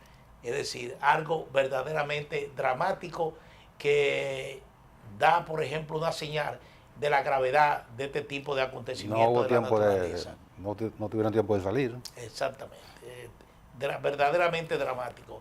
Pero esa es la solución en la situación en Colombia. Los países vecinos países vecinos y también de la Unión Europea continúan enviando ayuda a Colombia. Sobre todo se está recibiendo cantidades de toneladas de alimentos, medicinas, frazadas, casas de campañas para improvisar refugios a las personas que han quedado sin viviendas. Ha habido realmente una solidaridad, como es usual en estos casos en América Latina, donde los países inmediatamente se vuelcan en ayuda y en asistencia humanitaria a través de equipos de socorro y también en ayuda material a países que sufren consecuencias de estos fenómenos de la naturaleza. Bueno, el presidente, hay que entender la posición del presidente Abelardo, y es que el gobierno tiene que ser muy cuidadoso al dar cifras, porque las cifras que se dan de manera oficial finalmente son las que se convierten en oficiales. Por eso, aunque quieran decir que están por minimizar las cifras, hay que entender la parte del gobierno. No es que se diga, sino que hay una disparidad entre las cifras que está dando el gobierno y las que dan los responsables en cada una de las regiones afectadas, que dan cantidades de muertos, pero el mismo gobierno dice que esto puede deberse a que hay un retraso en el suministro de la información ya verificable que se suministra directamente al gobierno central. Lo importante aquí es la solidaridad, y también lo importante es ver la magnitud de este desastre, porque en 39 segundos es lo que yo me voy a coger para decir la magnitud que se ve. Todavía no han pasado 39 segundos, más o menos. Y en ese tiempo que yo tengo para decir el nivel de esa tragedia, en ese tiempo que ahora van 39 segundos, se produjo esa tragedia. Sí, y la intensidad del sismo. Hay que entender lo que es un terremoto. Hay que entender la desgracia que produce eso. Y todavía la ciencia a nivel del siglo XXI ha avanzado enormemente, la ciencia. No tiene ni idea todavía de cómo predecir ni la posibilidad de un terremoto. Se habla de que, bueno, tenemos los geólogos, tenemos estas fallas, estas placas pueden moverse en cualquier momento. En una ocasión, científicos japoneses estuvieron utilizando los ratones para hacer experimentos, para ver si se podía de alguna manera anticipar lo que podría ser un temblor. Y la verdad es que lo que lograron no era de manera importante para advertir a la gente. No fue significativo. No fue significativo. No da el tiempo de previsión. ¿Qué se ha logrado con los animales? Predecir, que también ya lo predicen, y por eso mandan las alertas de los tsunamis. Los tsunamis. Pero los animales se dan cuenta de los tsunamis antes que los sismólogos. Que los mismos equipos salen disparados a la parte más alta del territorio. Sí, con los elefantes pasa eso, los elefantes suben a lugares altos. Sí. Miren, Bueno, una noticia tranquilizante, digo tranquilizante, es que la Cancillería informó ayer de que no se ha detectado hasta el momento ningún dominicano afectado por este terremoto. Y la Cancillería estableció los dos consulados que tenemos en Colombia como centro de contacto, tanto los consulados como la embajada, que dirige nuestro amigo Félix Aracena, para que la gente se acerque a los consulados con alguna información, si necesita alguna orientación o necesita alguna asistencia directa. Ahí están los dos consulados y la embajada. Ayuda dominicana. Aquí se creó un centro de acopio igualmente. Sí. La gente que quieran enviar cualquier tipo de ayuda a Colombia lo pueden hacer a través de esos centros de acopio. Y aquí hay una buena cantidad de colombianos. Sí. Sí. Señores, nos toca hacer la otra pausa reglamentaria. Venimos en breve. En breve volvemos. En la mañana con Teleimpacto.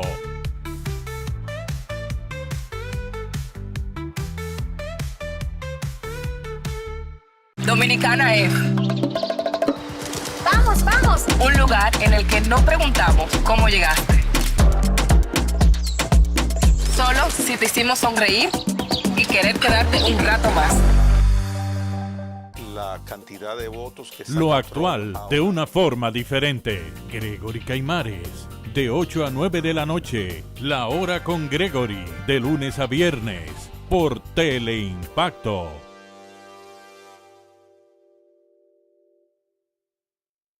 En la mañana con Teleimpacto. En la mañana con Teleimpacto, un espacio de análisis, entrevistas y comentarios sobre el acontecer nacional e internacional. Nelson Encarnación, Manuel Jiménez, Gregory Caimares, Graciela Fontaneto, especialista en medicina estética, y Argenis Viñas, hablándonos de cine. En la mañana con Teleimpacto, de lunes a viernes, de 7 a 9 de la mañana. También síguenos en YouTube. La felicitación de Abel condicionó ya a Leonel Fernández. Comentario, análisis, cobertura, los acontecimientos que impactan al país y al mundo, con un equipo de comunicadores expertos. Propuesta de la noche, de 7 a 8 de la noche, por Teleimpacto.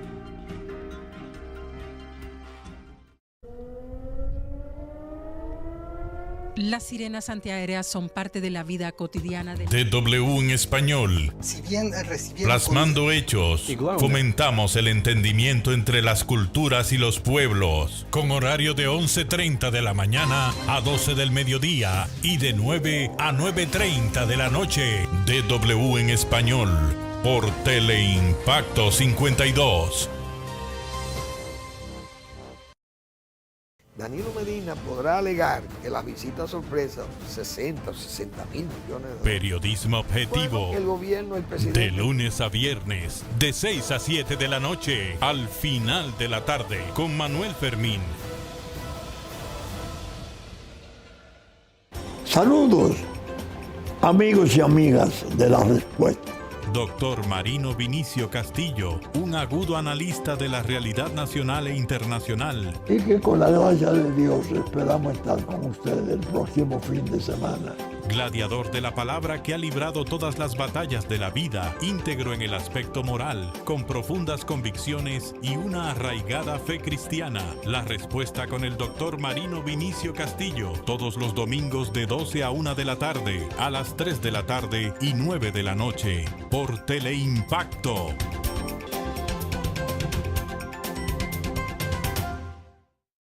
Un espacio de entrevistas, análisis y comentarios de los temas de la actualidad nacional e internacional. Coge exactamente como punto de referencia. Sondeo con Luis Encarnación Pimentel y Danilo Climé. De lunes a viernes, de 1:30 a 2:30 de la tarde, por Teleimpacto 52.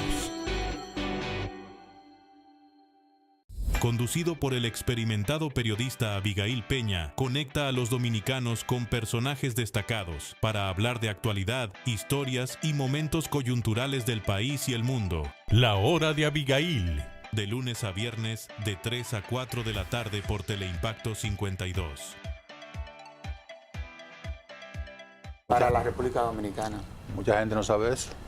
Bueno, porque esas cosas- Geopolítica con Nelson Encarnación. En el Consejo de Seguridad de Naciones Unidas, ningún esfuerzo va a tener resultados positivos. Una visión completa y objetiva. El que ellos acusan que China está controlando el canal de Panamá. Respecto de estos casos de investigación, de abejas. Domingos, de 11 de la mañana a 12 del mediodía. Geopolítica por Teleimpacto.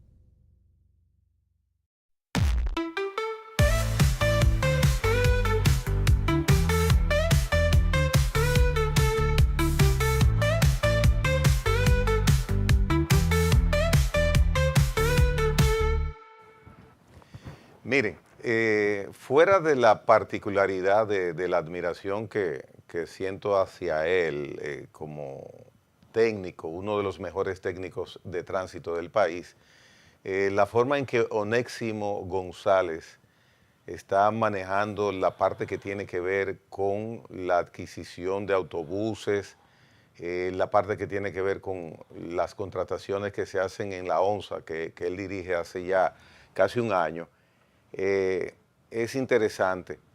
Ha propugnado, y así lo está haciendo, de que las compras de los autobuses, sobre todo en la ONSA, se haga mediante un requerimiento a los ofertantes de una garantía de 10 años de las unidades que se adquieran. Pero no solamente esa garantía de 10 años por los importadores, por las casas representantes de los autobuses, sino que haya un mantenimiento constante durante 3 años de piezas y servicios full, 100%, cuando se adquieren esas unidades. Porque tú puedes comprar por licitación 10 camionetas, 20 automóviles, una institución del Estado, bueno, y te dan la garantía normal, pero que haya 10 años de garantía es un requerimiento interesante, mucho más en un servicio como los autobuses, que los usuarios, miles de usuarios, todos los días montándose en un autobús, pues más el manejo de los choferes, que quizás algunas veces no es lo ideal, pues hacen que estas unidades sufran con el tiempo. Cuidar, velar por los recursos del Estado de esta manera es agradable y no es para felicitarlo, no lo estoy felicitando, pero sí reconociendo que está cumpliendo con su deber, porque a él habría que felicitarlo si dona de su patrimonio un autobús, por ejemplo, y ya eso sí. Pero el compromiso del funcionario es cumplir con el deber para el cual fue designado. Él está haciendo su trabajo y lo resalto porque muchas veces no es tan normal ver acciones de este tipo como la del ingeniero Onésimo González, que reitero, fuera de la admiración que le profeso como técnico y la relación de amistad con el tiempo, basado básicamente en mi reconocimiento a esa capacidad que hay entre él y yo, pues sí me llama la atención esa modalidad de manejar los recursos del Estado que está teniendo junto a un equipo de trabajo en la ONSA, la Oficina Metropolitana de Servicios de Autobuses, el ingeniero Onésimo González. Quería hacer ese pequeño eso es una buena iniciativa, lo fundamental para una flotilla de vehículos que está en operación prácticamente 18, 20 horas al día, es precisamente el mantenimiento. Y ese mantenimiento debe estar acompañado de la existencia de la pieza que necesiten ser sustituidas oportunamente, porque eso garantiza que el vehículo se pueda mantener en el tiempo. Y si ya el Estado ha hecho una fuerte inversión en la compra de autobuses que realizan un trabajo fundamental en el transporte de las personas que diariamente acuden a su trabajo, regresan a su casa o van a realizar algún tipo de diligencia y necesitan un transporte seguro y oportuno y barato para llegar hasta su destino, yo creo que lo más importante en este caso es que se preserve esa flotilla. Aquí hubo un caso, por ejemplo, que viene a colación cuando usted está hablando de los recursos del Estado, porque muchas veces se pierden de vista situaciones que ya se han manifestado en instituciones del Estado. Aquí hubo una alcaldía que compró más de 100 camiones para la recogida de basura y resulta que esos camiones hoy en día están apilados ahí. No tienen repuestos. No había repuestos. Están apilados en un almacén, en un casi un cementerio de vehículos. Un cementerio de vehículos. Una chatarrera. Porque no se previó que la empresa que suministró esos vehículos tenía la obligación igualmente de suministrar un parque de repuesto. Y la no existencia de ese parque de repuesto hizo que esa inversión se perdiera. Perdiera totalmente. No quiero entrar en muchos detalles, pero en su ocasión se dijo que alcaldía fue muy próxima aquí a la capital de la República, que hizo esa inversión.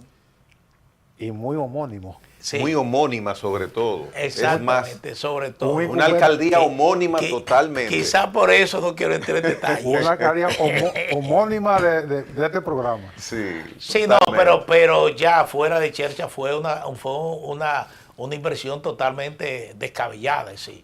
La cantidad de recursos que se invirtieron para adquirir esos camioncitos recolectores de basura fue enorme y no se tomó esa previsión importante de garantizar un parque de repuestos. Es decir, esos repuestos sencillamente hicieron que esos camiones hoy en día posiblemente lo necesite esa alcaldía. Claro. Lo necesita esa alcaldía. Pero están en un cementerio. Es que el Estado muchas veces no les duele a los demás que manejan las instituciones del Estado, porque si es en una empresa privada de quien haga una acción como esa, estoy seguro que otra decisión o esa decisión de otra manera se hubiera tomado. Le hubiera pedido una garantía de 10 años en suministro de piezas. Lo grande es que la única consecuencia que tuvo esa decisión fue que la comunidad, la comunidad de ahí no lo ratificó con la reelección. Sí. No le renovó el contrato. Sí. Pero mira, aquí en nuestro país hay dos situaciones que son más o menos homónimas también. Porque una tiene que ver con el mantenimiento de las estructuras, carreteras, puentes, etcétera. Es un descuido permanente y lo que son las inversiones en esa infraestructura se convierte en gasto. Porque si no le dan mantenimiento a las carreteras, a los puentes y además infraestructura, lo que ocurre es que su deterioro obliga a que con una periodicidad muy rápida haya que reinvertir. Por eso se convierte en una suerte de barril sin fondo, porque lo que debe costar con el mantenimiento 2 millones de pesos, digamos, con la falta de mantenimiento, cuando haya que enfrentar el deterioro de esa infraestructura, en vez de 2 millones se convierte en 10. Y ocurre también con el parque vehicular del Estado. Eso es fuego y fuego, no hay piezas de repuesto. Y en el caso concreto de la ONSA, que sigue teniendo la sigla ONSA, pero tiene otro nombre ahora. Sí.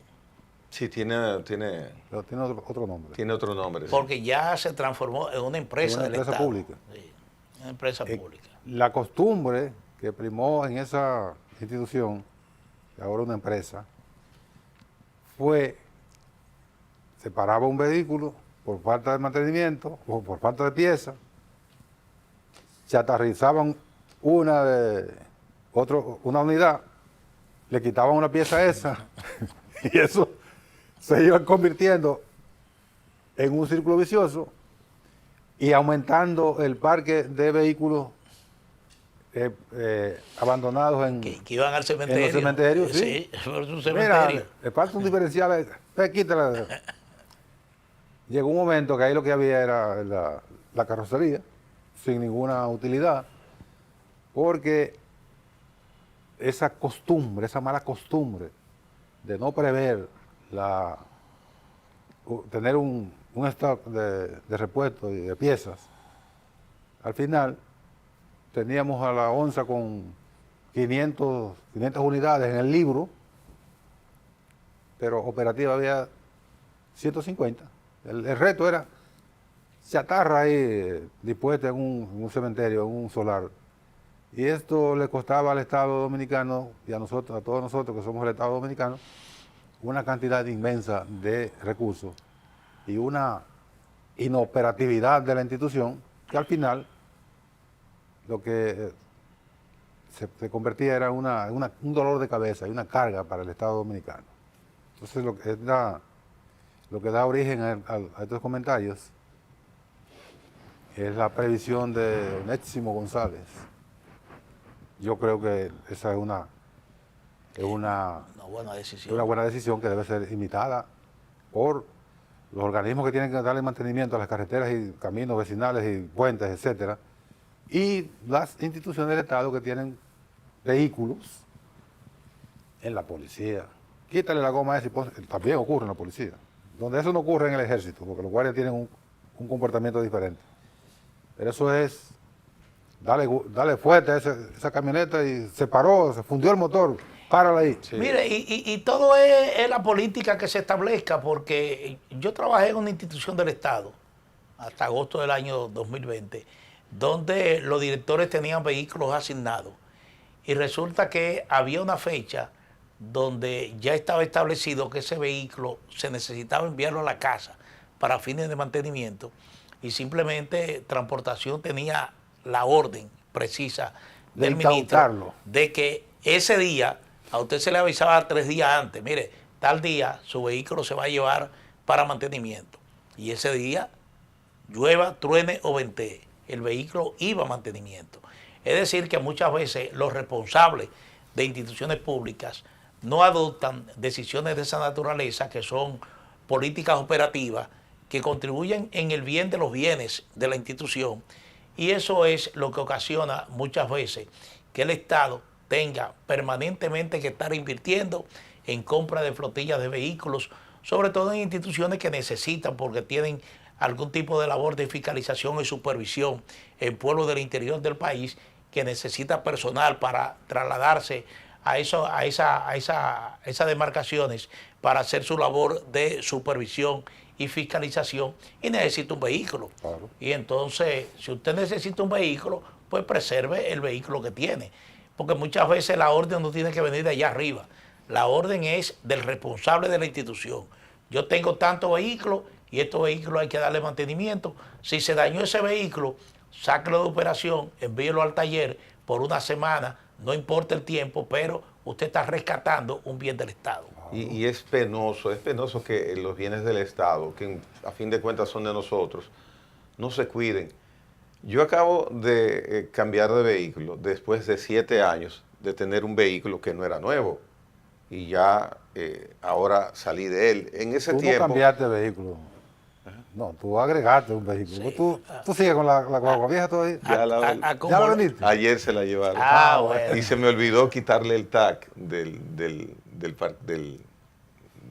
los...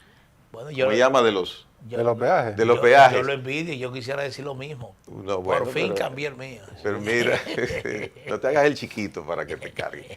Entonces se me olvidó quitarle el tag de los peajes y quienes compraron el vehículo viven en el interior. Hay peajes que yo no sabía ni que existían. Me llegaron ayer, que si yo cuántas notificaciones, digo, ay, mis cuartos.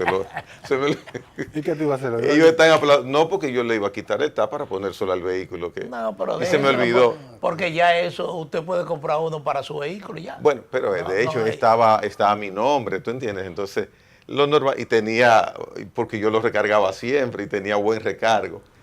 Yo no sé, parece que ellos disfrutaban cruzar por peajes. Yo no sabía que aquí habían tantos peajes. Vaciaron el asunto ayer, casi 1,000 pesos. Bueno, 900 y pico de pesos. Estaban entrenándola. No, pero entonces termino el comentario breve. Y en ese tiempo, 7 años, mi vehículo estuvo en el taller quizás 5 veces, para asuntos no mayores. Ahora, yo cuidaba de no caer en un hoyo, que es imposible aquí, y le daba un cuidado y un manejo adecuado. ¿Y por qué en 7 años mi vehículo fue solamente 5 o 6 veces al mecánico? Porque me dolía, me duele. Entonces, hay vehículos que tienen 2 años de edad en el estado, que se arrumban, los desbaratan. Sí. Mira la diferencia. Cuando algo es tuyo, tú lo cuidas. Cuando sientes que no es tuyo, tú manejas un vehículo sin ningún cuidado. El refrán, lo que poco nos cuesta, hagamos la fiesta. Sí. Miren, organizaciones populares de Navarrete, que lidera el Frente Popular Che Guevara. Diablo. Oigan qué nombre. Frente Popular Che Guevara. Es una precisamente al Che. el vocero de ese Frente Popular Che Guevara, que se llama Adelín José Núñez Guzmán, anunció anoche que prolongan por 24 horas más el paro que se había decretado en Navarrete en demanda de la construcción de obras públicas. Es un paro que, como siempre en Navarrete, termina con acciones violentas. Se está hablando... ¿Pusieron al vocero de los cosas o pusieron a los antivoceros? Esos son los antivoceros. Pero ayer, por ejemplo, hubo la información de que un contingente de la policía que se movilizó por la zona sostuvo un intercambio de disparos con personas que respaldan el paro. Eso es usual en Navarrete durante un movimiento huelgario. Esto ocurrió en la calle que se conoce como de la Planta, próximo a la zona franca de Maimón. Eso es lo que está informando, lo que se está informando. Pero básicamente ellos lo que dicen es que durante las primeras 24 horas de esta protesta, las autoridades no mostraron interés por dialogar con los convocantes de la misma. Ellos están reclamando un conjunto de obras públicas, es decir, una que se construyan, otra que se terminen, y entonces tienen un listado un poquito amplio de obras públicas que siempre es el móvil de la protesta que se celebra en Navarrete. Pero ellos decidieron extender por 24 horas más esta protesta a la espera de que algún representante del gobierno se acerque a ellos y inicien conversaciones con mira a lograr un compromiso de que esas obras que ellos están demandando se construyan y se terminen igualmente la que ellos están reclamando. El Navarrete es uno de los lugares donde se genera el mayor número de protestas. Y violenta. Navarrete es un pueblo bastante laborioso, es un pueblo que tiene una historia importante, pero estos forajidos lo han convertido en una mancha. Esa tradición de Navarrete ha sido dañada esto no es nuevo, esto es casi permanente. Por cualquier tontería levantan una protesta, afectan la circulación de vehículos, porque Navarrete está justamente en la carretera que ahí en ese pedazo se está construyendo una circunvalación. Ahí están construyendo una circunvalación. Ya hay una circunvalación, la circunvalación norte de Santiago, que viene... Sí, pero si usted va a Montecristi, tiene que pasar por Navarrete. Ahora, yo fui a Montecristi recientemente por cuestiones laborales. Y atravesar Navarrete hasta Villa Elisa. No, Villa Vázquez. Tú te tomas, en ese tramo, tú te tomas el tiempo que y los policías acotados. Los policías acotados. Tú te tomas el tiempo que dura el viaje de Santiago a la capital, solamente de atravesar ese pedacito. Porque están trabajando, están haciendo una labor. Pero además, yo recuerdo que el ministro de Obras Públicas, de Línea Ascensión, cuando anunció la terminación de un tramo de la reparación de la autopista Joaquín Balaguer, dijo que habían eliminado dentro de Navarrete 79 policías acostados. Bueno, yo fui a Montecristi hace unos meses. Yo debo haber pasado algunos 3,000 y pico. Volvieron a acostarse los policías. Sí, demasiados policías acostados, demasiados. Volvieron a acostarse los policías. Lo levantaron, el INDE lo levantó, pero se acostaron de nuevo. Eso fue una odisea, cruzar Navarrete. Entonces, hay que... Incluso en esa carretera que va desde Navarrete hasta, bueno, fundamentalmente hasta Villa Vázquez, en esa carretera, cada pueblo que usted vaya a cruzar, hay un policía acostado. Hay un policía acostado. Sí. Pero hay más que cada pueblo, hay muchos. Un descuido de las autoridades. No, yo me refiero a la carretera. Sí. Y si no hubiera, y si no existieran, ¿qué pasaría también? Porque los ponen en exageración. Hay que ver porque... ¿Qué pasaría? No, porque como son lugares donde hay comunidades y entonces piensan que el policía acostado reduce la velocidad de un vehículo que se desplaza por esa carretera y disminuye la posibilidad de que alguna persona pueda ser embestida. Eso parece la lógica. Pero hay una situación que las autoridades deben prestarle atención, porque dedicarse a construir policías acostados en una comunidad que les cuesta dinero no es por diversión. Hay que tomar medidas para equilibrar una situación y otra. El tema aquí... Una carretera el tema aquí es la ley. El tema aquí es la ley, porque es una zona urbana, tú vas a atravesar Navarrete, es una zona urbana. Se supone, no voy a decir se supone, pero hay unos límites de velocidad que nadie los cumple. Y yo siempre pongo como ejemplo los Estados Unidos. En los Estados Unidos todas las carreteras y las calles están llenas de policías acostados. ¿Sabes cuáles son los policías acostados? Los letreros que te indican cuál es la velocidad que tú debes tener en ese espacio lo que pasa es que la ley. Lo que pasa es el policía acostado. Exactamente, ahí hay un régimen de consecuencia. Dice usted viola esa ley de tránsito, usted tiene una multa. Esos son los policías acostados. Y un ticket en su licencia de conducir. O una detención si usted atropella a una persona en un exceso de velocidad donde dice que usted debe ir a 35. Exactamente. Y atropelló una persona a 60 kilómetros por hora. Tremendo problema. Sabe que lo van a imputar por homicidio. Sí. Entonces, nadie viola la ley, ni hay que ponerle badenes, ni reductor, ni policía acostado. No. Porque nadie viola la ley. Y eso se hace automáticamente. Tú vienes manejando a 60 millas por hora, llegas a un tramo que se reduce a 40, tú reduces sin ningún inconveniente. Y eso es normal. ¿no? Pero aquí no, aquí el no estaciones, yo no sé por qué hay letreros aquí en la capital, por ejemplo, no estaciones. Pero no estaciones, eso es una vía. ¿Para qué ponen aquí una vía? Nadie la cumple. No. Se meten en vía contraria. Sobre todo si son calles laterales, internas, sí. Ahí, porque ahí nunca hay un DGC que te pueda controlar. Y aunque haya DGC, tampoco hace nada. Sí. Miren, siempre nosotros al final tocamos algún tema internacional. Y la verdad es que la escalada que está siguiendo esta guerra, bueno, petróleo, vamos a ver. Esta invasión de Rusia a Ucrania ya está tomando un matiz realmente preocupante, porque ya en los últimos meses, no se puede hablar de los últimos días, lo que están muriendo mayormente aquí son civiles que están en un edificio residencial y resulta que de un momento a otro le impacta un misil.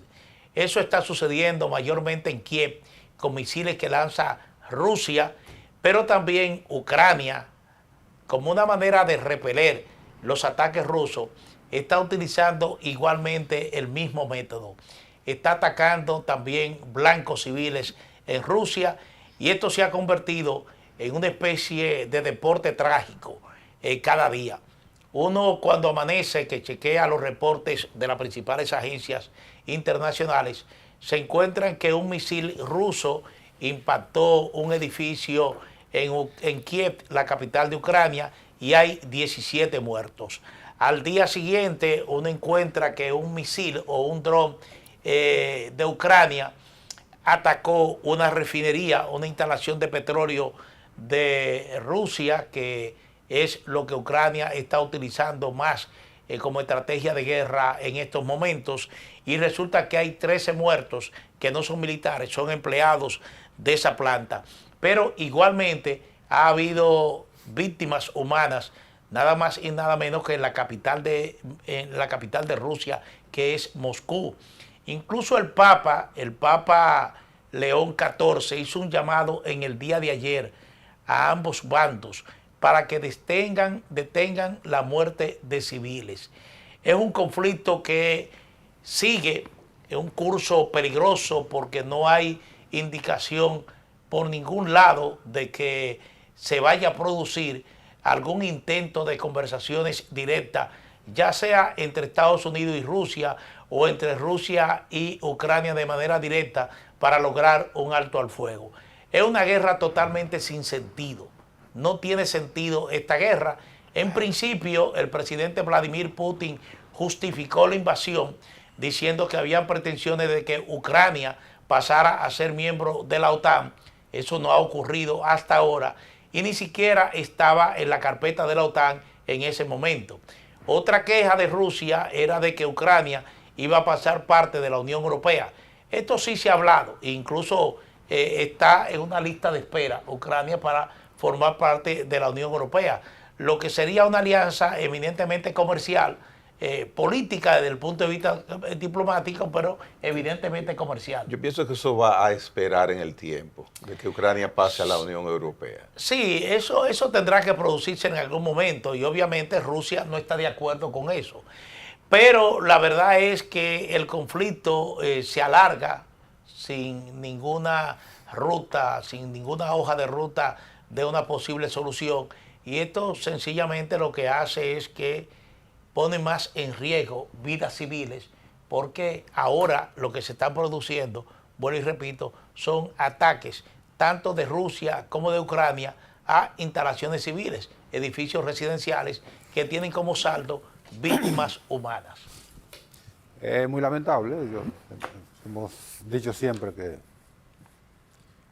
las llamadas víctimas colaterales de la guerra, que son las personas que no son beligerantes, no tienen ninguna participación en los conflictos, terminan siendo esas personas que pagan las consecuencias de los líos que otros crearon. Pero te repito lo que te dije ayer, en el caso de los ataques de Rusia a Ucrania, no me parece que estas sean víctimas colaterales. Se trata de misiles que van directamente a edificios residenciales. Es decir, son disparados, no son un error, porque ya no es un caso ni dos casos lo que ha ocurrido, son decenas de casos. Es decir, van directamente a esos edificios residenciales. Bueno, pero recientemente una lluvia de drones enviados por Ucrania atacó un campamento de estudiantes y mató a 25 estudiantes. Eso digo, de la preocupación, porque ya Ucrania está utilizando el mismo método. Entonces estamos en presencia de un enfrentamiento que ya no mide las consecuencias de las personas contra las personas que no son beligerantes. Sobre eso es que llamo la atención precisamente, de que ya ambos bandos están precisamente utilizando blancos civiles para realizar ataques. Y esto, en la guerra, esto no se conocía antes. ¿Sí? No, eso es una violación del Código de la Guerra. Y lamentablemente Estados Unidos, que indicó, intercedió, trató, gestionó, lamentablemente no surtió ningún efecto concreto para frenar su amigo esto, Putin, lamentablemente. El amigo de Trump, que es Vladimir Putin, no le hizo caso. No, lo que pasa es que los ucranianos se engrengueñaron, como decimos en el campo, porque se dieron cuenta que la mediación de Trump no era una mediación, era buscar una rendición de Ucrania. Sí, exactamente. Para favorecer a su amigo Putin. Exactamente, eso era realmente una rendición. Exactamente. Bueno, terminamos, ¿verdad? Señores, mañana les esperamos nueva vez aquí en la mañana por Teleimpacto. ¿Les esperamos? Bueno, en mi caso voy a estar unos días fuera. Jafet Caimares Báez contrae matrimonio, el vástago iniciador de mi descendencia y de doña Marta Mariela Felicidades Báez de por Caimares. adelantado y disfrute eso. Se casa. Traigan un poco de bizcocho. Es que el bizcocho americano es tan malo. Ajá. Pues llévale un bizcocho de aquí. Señores, hasta unos días de mi parte. Hasta mañana acá.